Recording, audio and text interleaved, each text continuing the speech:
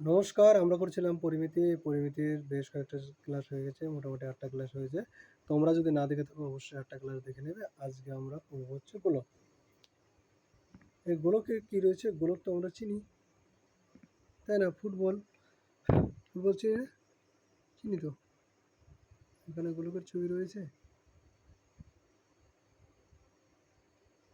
গোলক আছে, অর্ধগোলক আছে। গোলক হয়েছে তো একটা 3D ফিগার। দেখতে পাচ্ছ একটা গোলক। গোলকের মাঝখানে যে ব্যাস ব্যাস বরাবর আমাদের যদি একটা বৃত্ত আঁকা হয়, পৃথিবীর মতো গোলকটা হয়। পৃথিবীর গোলক আমরা দেখেছি সেটা। এটা আর হবে। এই ব্যাসার্ধটা এখানে এখানে সব দিকে কিন্তু একই হবে, তাই না? আর হবে সব ক্ষেত্রে। এই গোলকটা আমরা বক্রতলের ক্ষেত্রফল, মানে গোলকটার চারিদিকের ফুটবলের মতো তো ঘুরবে গোলমোল করে।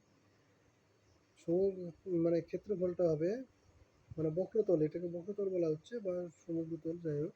ক্ষেত্রফল বললে আমরা এই বক্রতলকেই বুঝবো। যদি বলে ক্ষেত্রফল কত, তাহলে কিন্তু আমরা বক্রতল বুঝবো।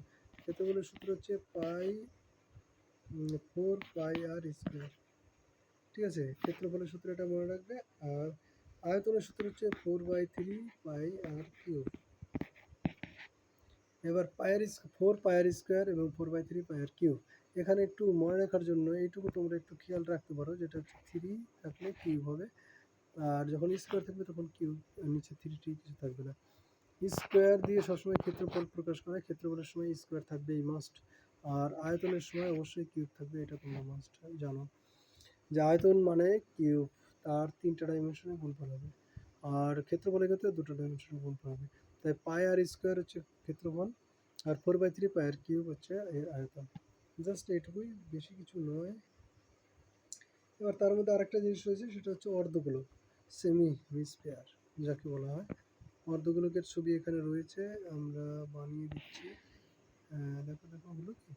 হ্যাঁ, হয়েছে মোটামুটি অর্ধগোলকের মতো। একটু কালারটা চেঞ্জ করে দিই। হ্যাঁ, অর্ধগোলকটা বুঝতে পারছো? এটা একটা বৃত্ত, তার মাঝখানে কেন্দ্র রয়েছে। তাহলে অর্ধগোলকের ক্ষেত্রে যেটা হবে সেটা হচ্ছে, ওটায় আয়তনের ক্ষেত্রে যদি বলি 4/3 পাই আর, কীরকম হয়ে গেল, 4/3 পাই r কিউব ছিল আমাদের হচ্ছে গোলকের ক্ষেত্র, গোলকের আয়তন। তাহলে এর অর্ধেক হয়ে যাবে, অর্ধগোলক কেটে দেব। তাহলে 2/3 পাই r কিউব, এটা হচ্ছে অর্ধগোলকের আয়তন। অর্ধগোলকের আয়তন 2/3 পাই r কিউব, এটা আমরা সিম্পলি মনে রাখতে পারবো। আর এর ক্ষেত্রফলের ক্ষেত্রে কি আসবে? ক্ষেত্রফলের ক্ষেত্রে দেখো, এটা কিন্তু ক্ষেত্রফল অর্ধেক হবে, কিন্তু নিচে যে বাটির মতো আছে এটা কিন্তু আমাদের ক্ষেত্রফল, তার সাথে যোগ হয়ে যাবে। তাহলে আগে ছিল হচ্ছে 4 পাই r², এর অর্ধেক হবে, অর্ধেক করে দিলাম, যোগ নিচের যে এই তলটা ছিল, এই তলটা এর ক্ষেত্রফল যোগ হবে, এর ক্ষেত্রফল হচ্ছে পাই r²। তাহলে এটা কেটে দিলে 2 পাই r² প্লাস পাই r² 3 পাই r²। তাহলে অর্ধগোলকের ক্ষেত্রে 3 পাই r², আর গোলকের ক্ষেত্রে 4 পাই r²। আর অর্ধগোলকের ক্ষেত্রে আয়তন কত হয়েছে?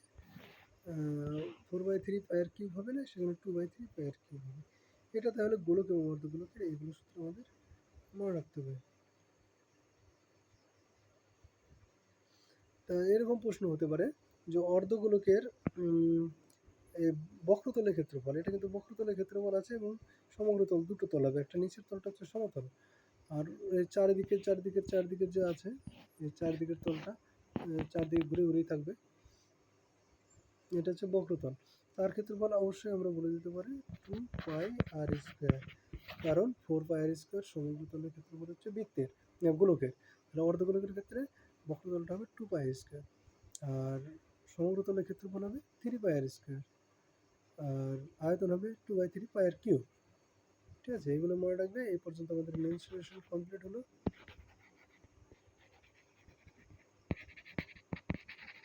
এরপর আমরা হায়ার ম্যাথামেটিক্সে আস্তে আস্তে ঢুকবো। আমরা লক্ষ্য রাখো আমার চ্যানেলে।